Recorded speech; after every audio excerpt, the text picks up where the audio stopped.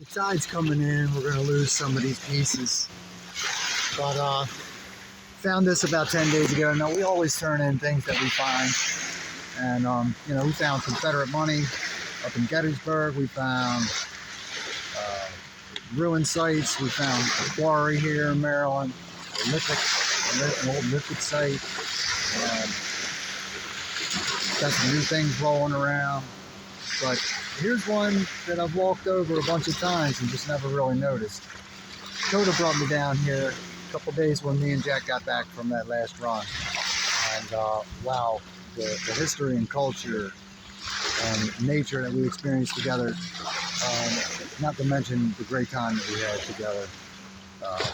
What a trip. But anyway, take Coda for a walk and come down here and notice something that made me do a couple of minutes of digging. And so I worked on this for about a week, took a few phone calls, a little bit of internet work. The Historical Society wants me to take some pictures, send it to them, blah, blah, blah. We're going to do all that. But my question is, why is this here? And I'm going to be curious what they do with it. I don't necessarily think we're the first person that ever came across this. So like I said, the bigger question is, why is this here? Why do we have $100 to protect the bay, clean the bay tags, and historical societies? Anyway, I don't know if we're doing all that. We'll see what they do with it. But back in the mid-1800s, America was about 35 years past the War of 1812. So we had our revolution. We broke free. We established our own nation. Just a little quick history here. Then, 50 years later, 40 years later, we had to do the War of 1812 because somebody came and tried to get something back. And we managed to fend off everybody in that one. And I would say that as 30 years went by after the War of 1812, a real feeling of having a nation was starting to set in.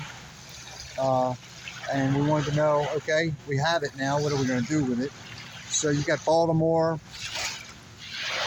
Philadelphia, New York, Boston, basically what we had at the time.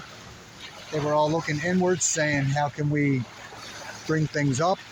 And everybody wanted to build stuff like was up in Central Park, like what you see in Central Park, big promenades and walkways and so forth, carriageways, fountains. So the man who was tasked with building Baltimore's City Hall, a guy named Frederick Thomas. Yeah, that was his name, Frederick Thomas. He built Baltimore's City Hall out of pure marble blocks. And right here we got a couple marble blocks that are about 30 inches square. There's a couple of them here, but there's more. There's my boot. You can see that that's been decoratively worked. There's another one there. This is an interesting piece. It's pretty huge. I'm guessing that was the base of the fountain and railings came up out of that. Not really sure. There's another big slab of it here.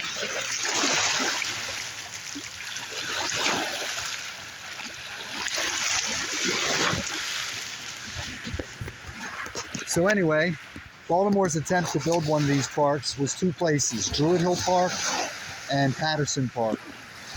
And they both have big promenades and places for gardens. And you can tell at one time they were very beautiful places. So in the 1860s, we built Patterson Park. And the guy that built Baltimore's City Hall designed and built a fountain in there. And it was called Taurus Fountain. There was a natural spring in Patterson Park.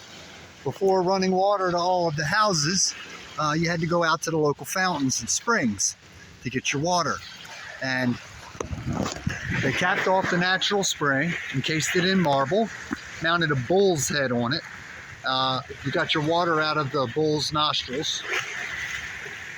The bull's head, from what I've researched, is actually still in the park. It was removed from Taurus Fountain and placed somewhere else in the park. So we got to take some pictures today. Some people want to come and take a look at this. Okay. My question is, I got 2 reports of this fountain being removed back in the archives back in the early 20s. The fountain dried up, so they took it out and removed it. But then I have a report from the late 90s when the Patterson Park Association was going to try to save what was left of the park, and they've done a good job of that. There's good people over there. They work very hard. They're trying to do the best they can. But the fountain was inoperable, and its drain system, it didn't say that it was inoperable. It said its drain system was clogged. So they capped the spring. These are conflicting reports. Back in the 20s, the fountain was dried up and removed. Okay? Back in the 90s, the drain that went down, so if the fountain was high up on the hill, down at the bottom was a boat pond. And underground, under all the carriageways and gardens, would have been a drain system. I'm not sure if this is the old drain system or not. Laying sideways here, pieces of it. Who knows?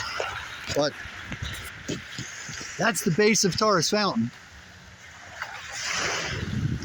And that's some of the granite. And that's the marble from the fountain. And more than likely some of the railing that went around it. It was covered with a huge structure, with a huge pagoda. So it was a big feature.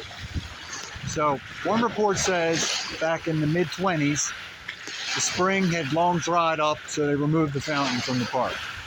But in the 90s, clearly something from that fountain was still left in Patterson Park, because it's noted on the planned restoration project that the drain that takes the excess water from this spring is clogged.